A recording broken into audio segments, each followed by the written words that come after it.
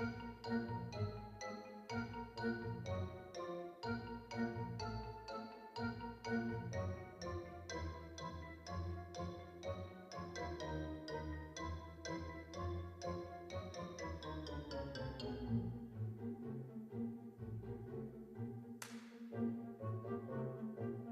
the owner while balancing the interests of the community as a whole.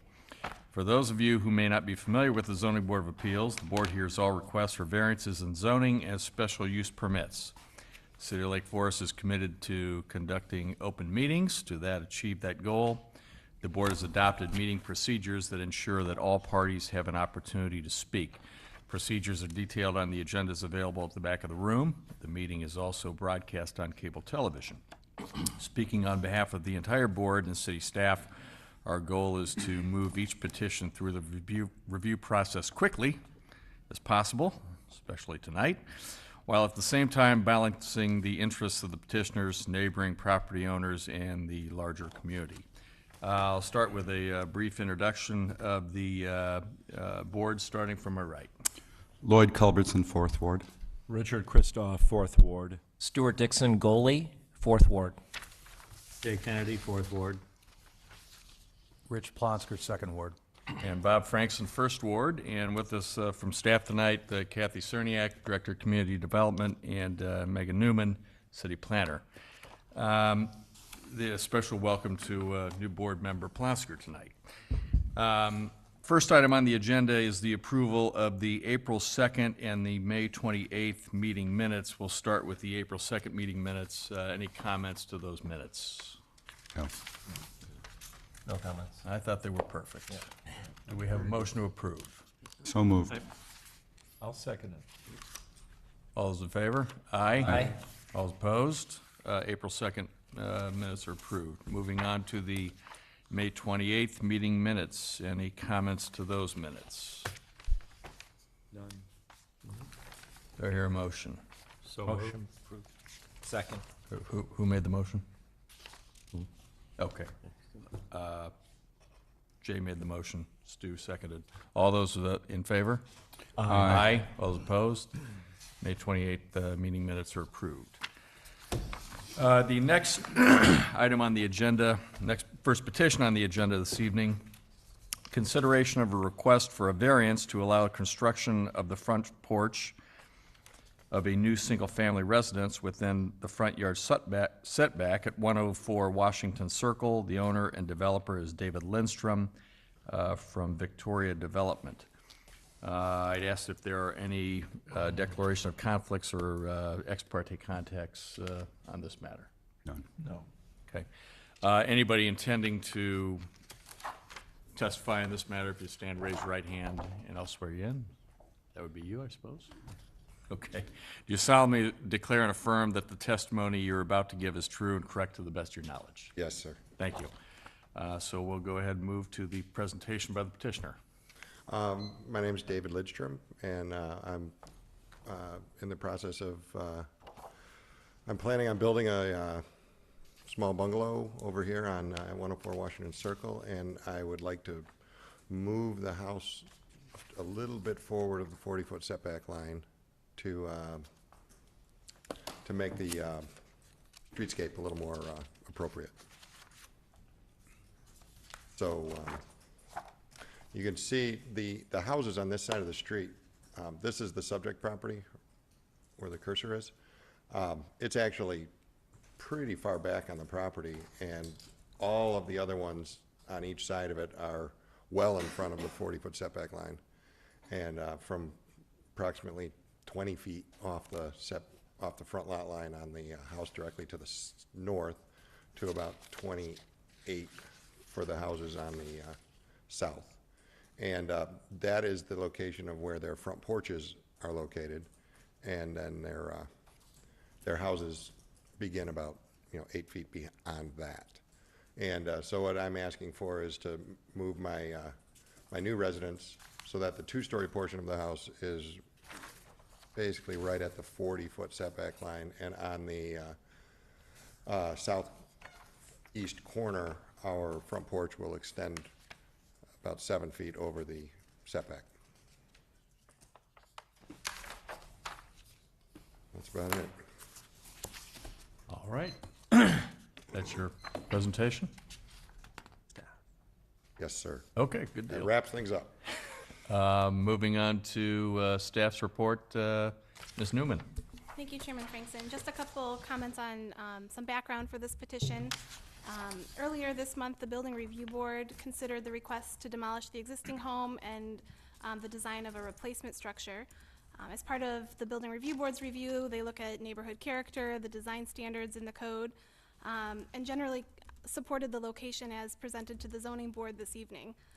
The current design that's presented by the petitioner does cite the home closer to the street than what's allowed per the zoning code, but it is consistent with the prevailing setback along the street. Additionally, the area of encroachment is a one-story portion. It's an open front porch, which is consistent with the development in the neighborhood and the character of the streetscape. So given the established neighborhood, the prevailing setback, the design of the home, consideration of a setback variance for the new single-family dwelling does have merit, and there is findings in support of the project in your staff report. So I'd be happy to answer any questions you may have, but we are recommending approval. All righty, thank you very much. Moving on to questions from the board to the petitioner's staff, starting from my right. Thank you, Mr. Chairman. I have one question.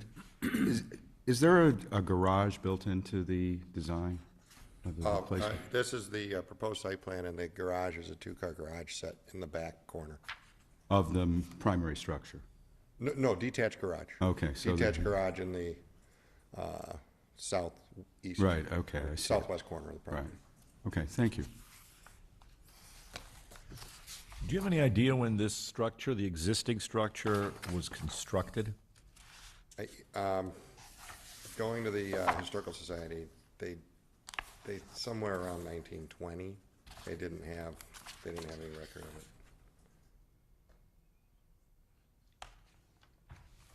Okay. Questions down here? And the current driveway as it exists now is going to be changed or altered? Well, the current, location-wise, no, Okay. but the current driveway consists of a gravel that goes about 40 feet onto the property, and then it sort of turns into yard. Got it. There was never much there. And no issues or concerns from neighbors with regards to the proposed direction of locating the driveway now to the back of the property with, very good. No further questions. I've got a quick one in the back, and it's probably in staff's report. The setback on the back end from the lot line to the garage, what is that setback requirement? The setback for the detached structure is a 5-foot setback from the rear and the side, and this structure complies with those setbacks. Okay. All right. Mr. Kennedy, Mr. Plonsker, any questions? All right. Opportunity for public testimony. Anybody liking to speak on this matter? That'll be short. There was no cross-examination filed. Any final questions from the board? So we, no petitioner rebuttal, I assume. No staff response to public testimony. We'll now move to final board discussion and comment. Anybody like to, what do we think about this? I have no issues or concerns. Yeah, I can start, actually. I don't live too far from here, and we walk by this house on a regular basis, and really everything that can be summed up is in, this sheet right here, where you can see the existing structures, all but this one have much less of a setback, and with what's being proposed, the only thing that goes over the required setback line is the porch. Right. And that's still going to be, I think, pretty consistent with the other structures up and down the street. So it looks to be an improvement to me, and I don't have a problem with it. So if anybody else feels the same way, I think it would be appropriate for a motion. Mr. Chairman, I move that we recommend to City Council approval of the replacement house located at 104 Washington Circle to be located no closer than 30 feet to the front property line as shown on the site plan. I'll second that motion. Motion made and seconded. All those in favor? Aye. All those opposed? Motion passes. Congratulations. Thank you, and go Hawks.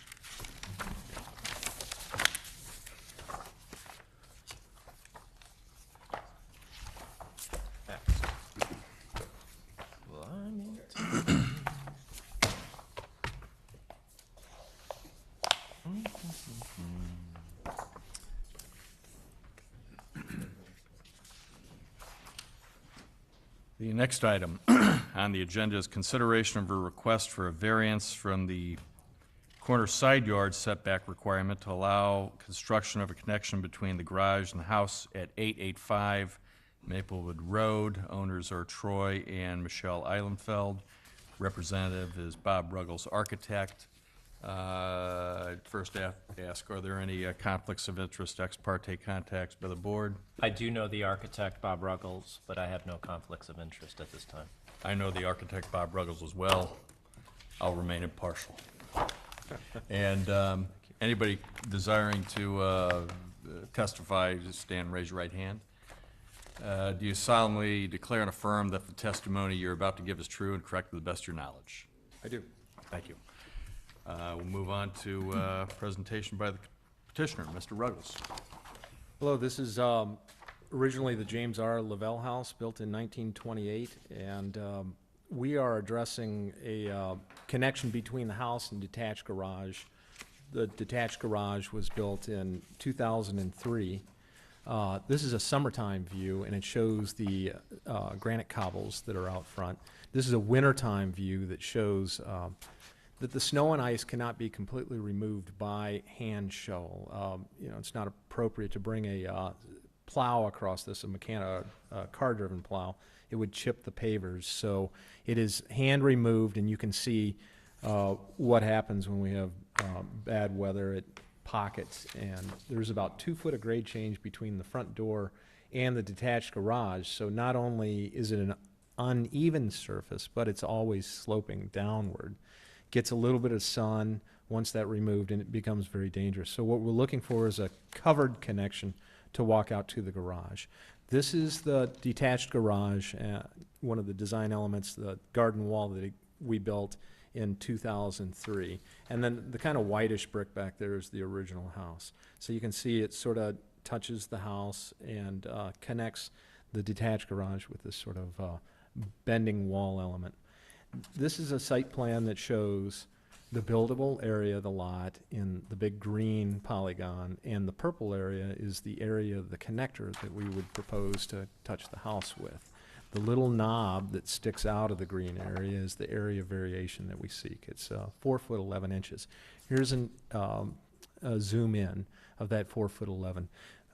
What I'm hoping that you see is that the house is substantially non-conforming. Built in 1928, predated any of the zoning ordinances, and all the design work that we did in 2002, 2003, and onward have been to respect the historic character of the house.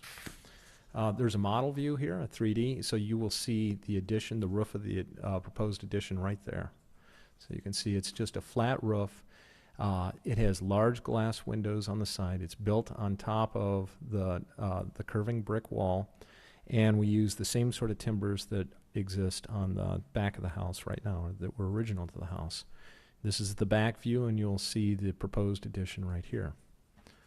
You can see it's just a continuation of the trellis that was built in 2003 to address the garden.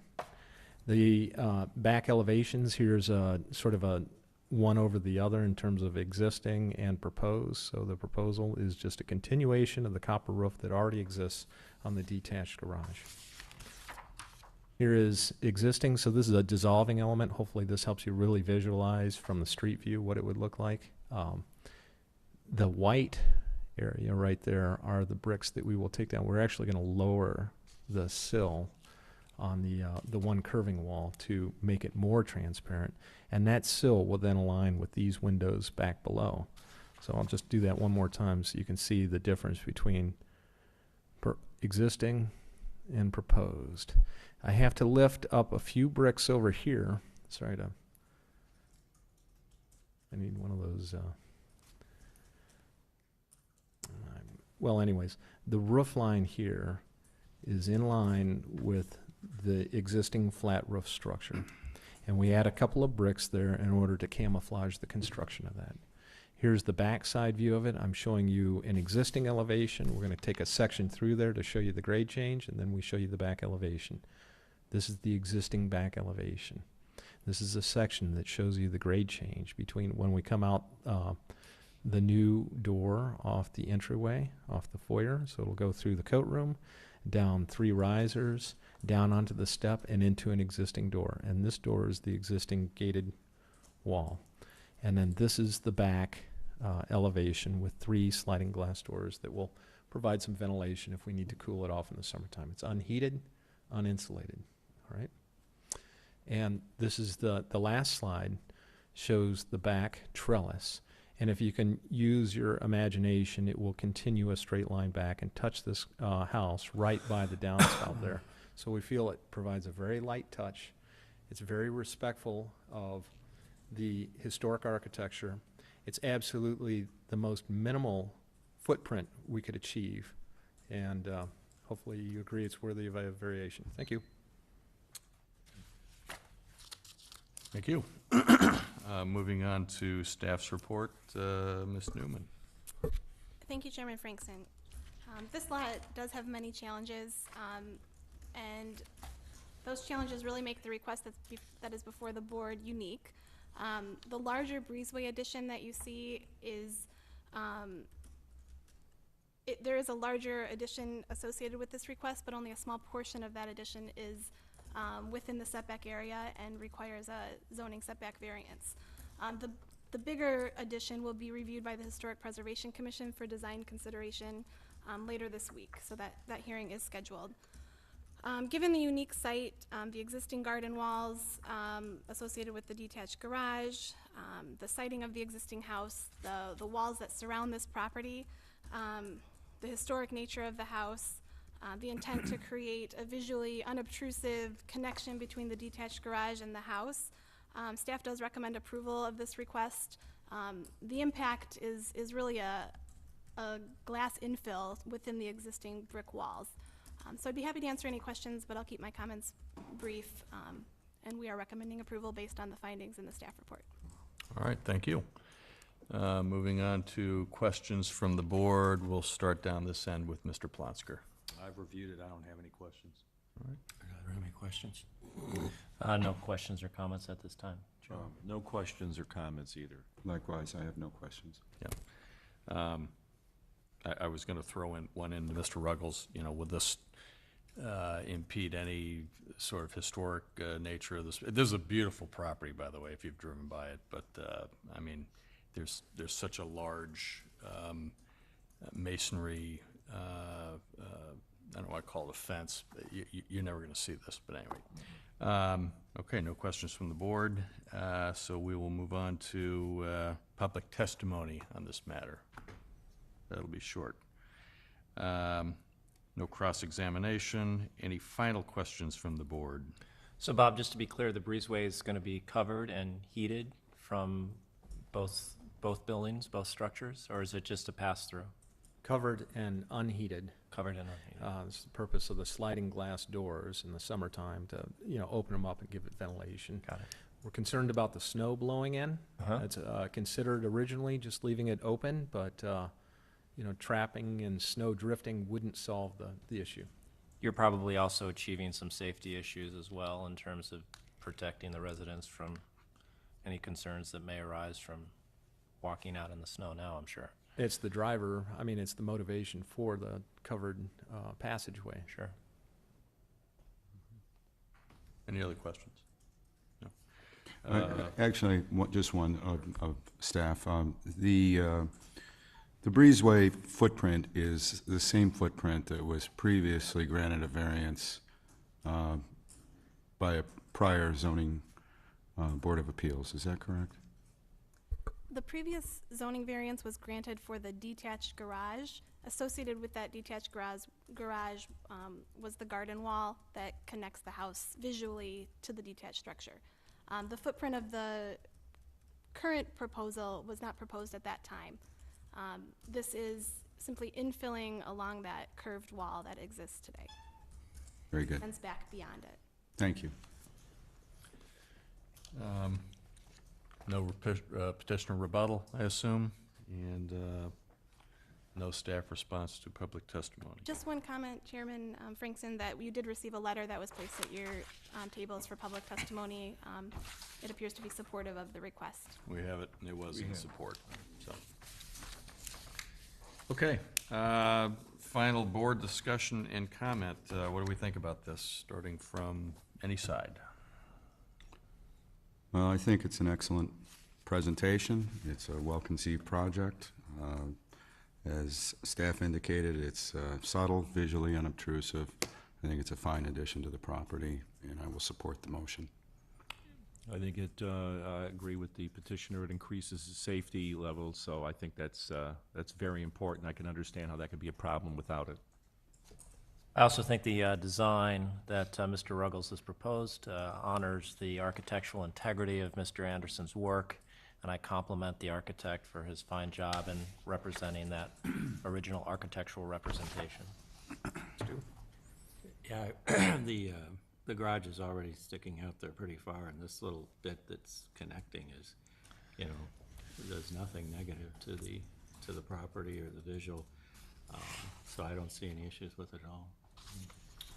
I would just say I think Mr. Ruggles has taken care to maintain the integrity of the existing structure. I understand the safety issues, so I'd be in favor of it. And it's such a small variance that, you know, I would think it's going to be almost impossible to be seen from the street, so it really doesn't have much of an impact on other properties other than maybe a positive one. So with that, do I hear a motion?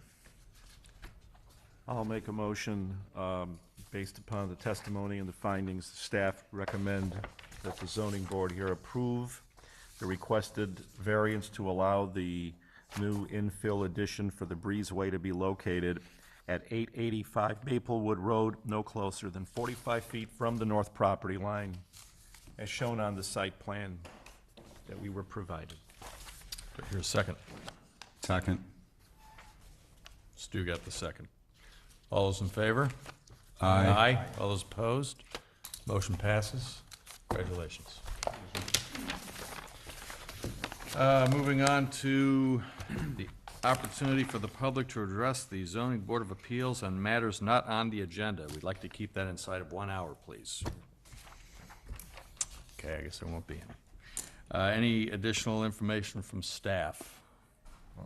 All right. Do I hear a motion to adjourn? So moved. Second. All's in favor? Aye. Aye. All's opposed? Meeting adjourned.